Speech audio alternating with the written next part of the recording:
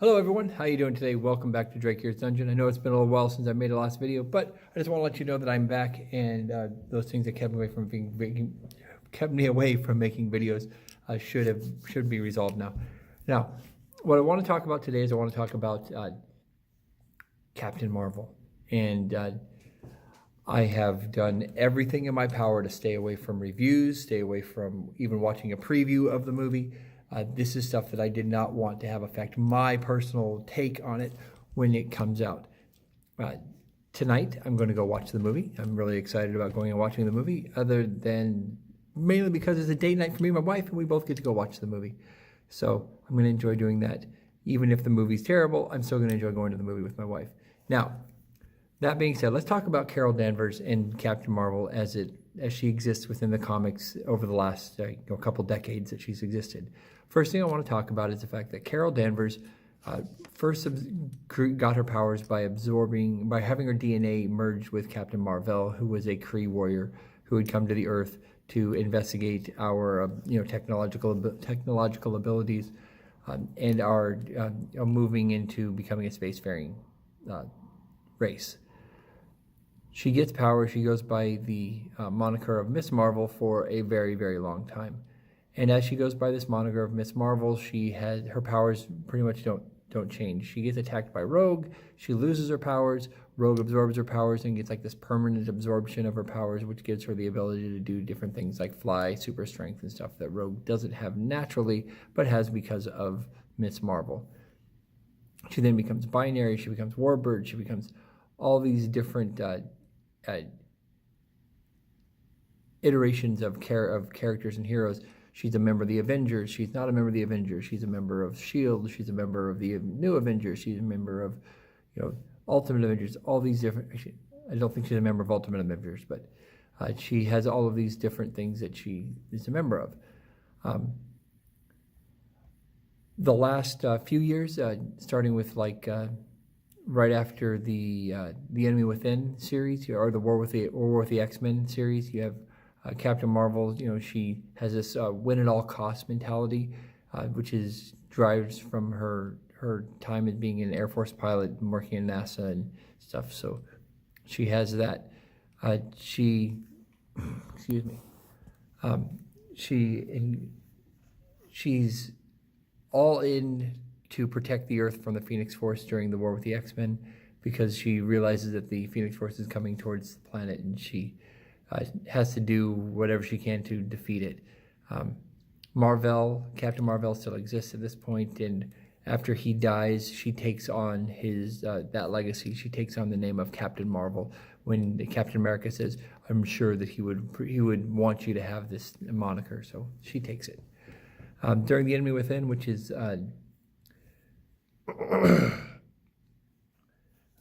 she has during that series, there's a brood ship that appears out of nowhere, and the Avengers have to fight it, and she's a member of the Avengers for that. It includes battles with other members of the Kree and stuff, and she spends a brief amount of time in space during that with the Guardians of the Galaxy in order to rediscover who she is, because she gets broken up into, I want to say, 4 energy pieces or something. I wasn't actually reading too much of that comic at that time. When she returns to Earth, she rejoins S.H.I.E.L.D. in order to shut down the Illuminati. And the Illuminati, if you don't know what that is, the Illuminati was both good guys and bad guys that were controlling the world, including people like Dr. Doom, I think, was in it, Doctor Strange, Reed Richards, Professor Xavier. I can't remember who else was in it, but I know that those 4 were in it. She has a relationship with Jim Rhodes at this time, because they were both Air Force pilots, and that all happens. Then we have Secret Wars. I didn't follow Secret Wars. I really wish I had. And I will follow the original Secret Wars, which is completely different.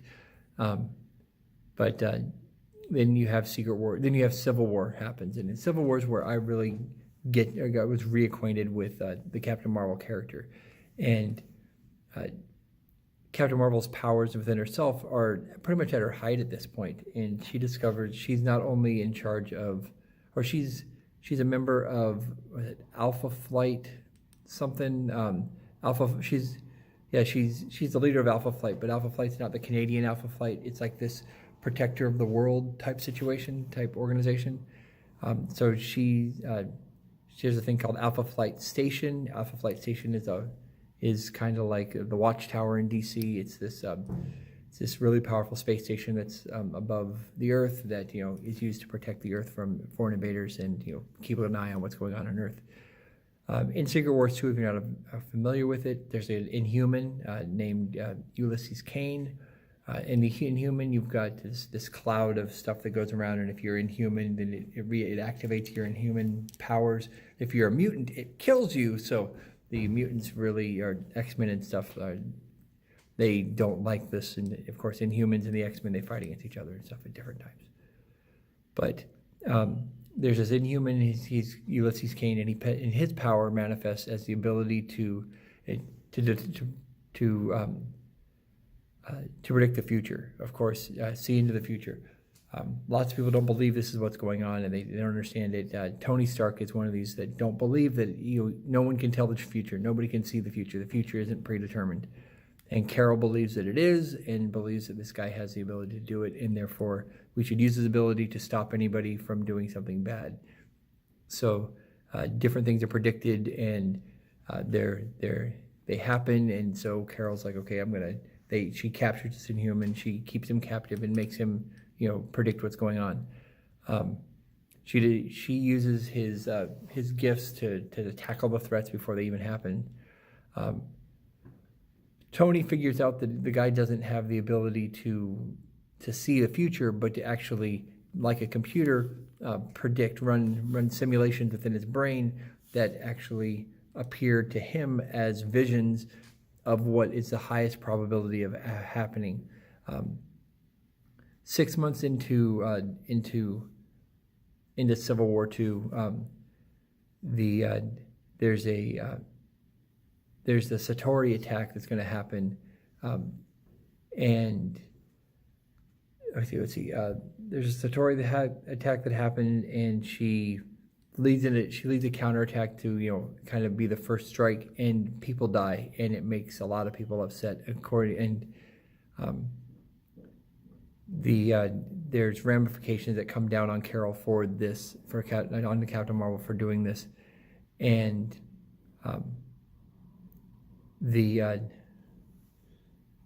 Alpha Flight Board of Governors, comes down on her and says, what the discussion, the choice that you made was wrong, and you shouldn't have done that. And there's negotiation with the royal family of Inhumans to get their Inhuman back. Tensions between Carol and Tony increased after Carol's use of results in a tragedy on two different instances. The first one is when War Machine dies and She-Hulk's up in a coma. And later when Bruce Banner is killed by Hawkeye. After Vision foretold that Banner would cause a huge tragedy if he rampaged as the Hulk, so she's going to go and kill the Hulk, and Hawkeye kills him. That was actually really cool, because then he goes on trial, but that's a completely different story. Captain Marvel arrests an innocent person because of a vision, and this is where it all starts to fall apart.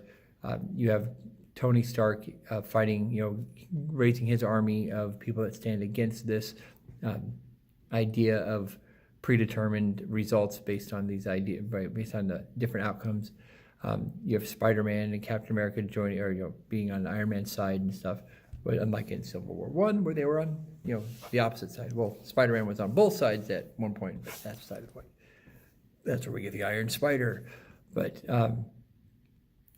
eventually, Ulysses' powers, they manifest to a point where he actually leaves the planet and joins other cosmic entities, and we all learn from this. Tony ends up practically dead in a coma, and it's a completely different storyline taking there. Then you have the Secret Empire, but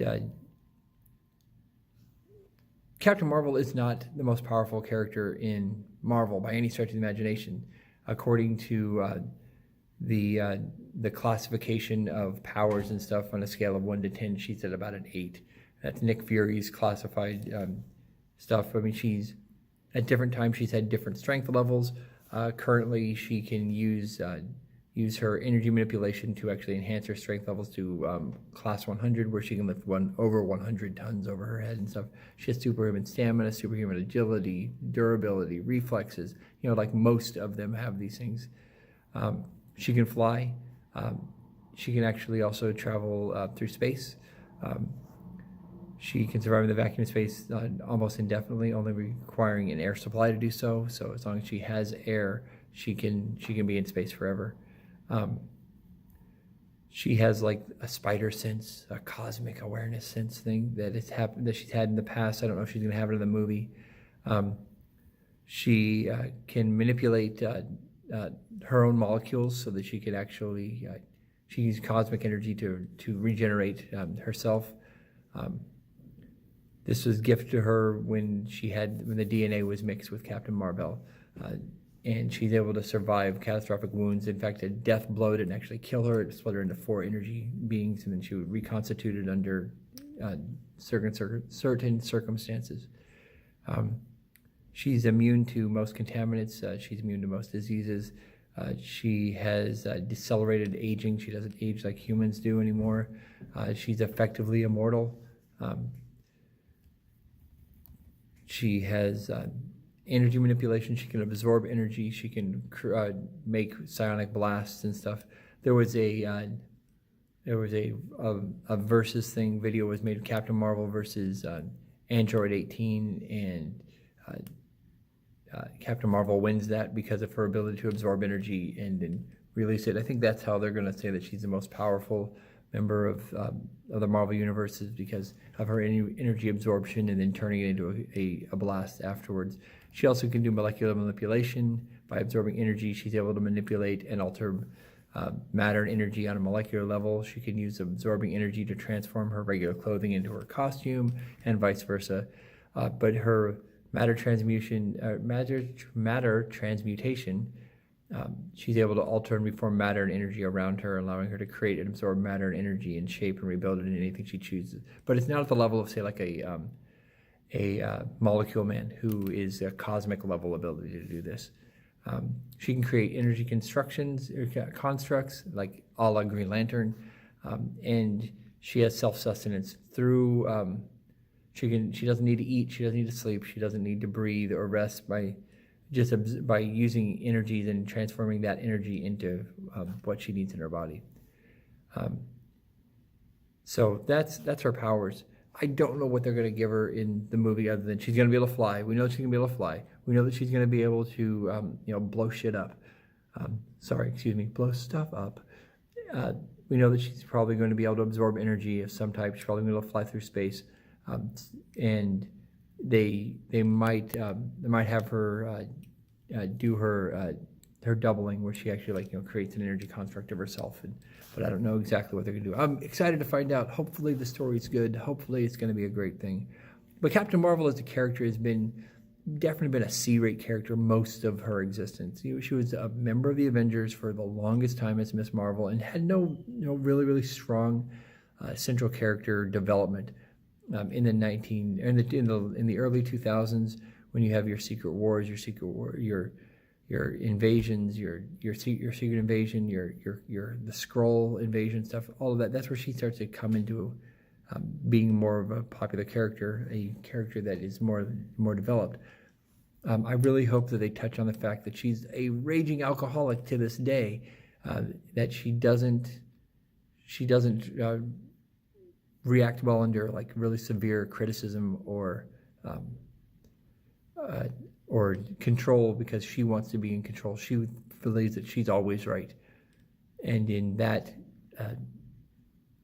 that's who she is. And if the movie does that, then they chose a great person to do it. Brie Larson will be an amazing person to. I'm always right. You have to do what I say because I'm right. You're wrong. Blah blah blah. Men are terrible. So, Brie Larson, if you're watching this, I loved you in Scott Pilgrim vs. the World. Great job with that movie. Haven't really liked anything else you've done. We'll have to see what happens with this movie. So if you know Brie Larson, send this to her. Thumbs up. All right, so don't forget to like, subscribe, follow me on Minds, and we will see you tonight after Captain Marvel.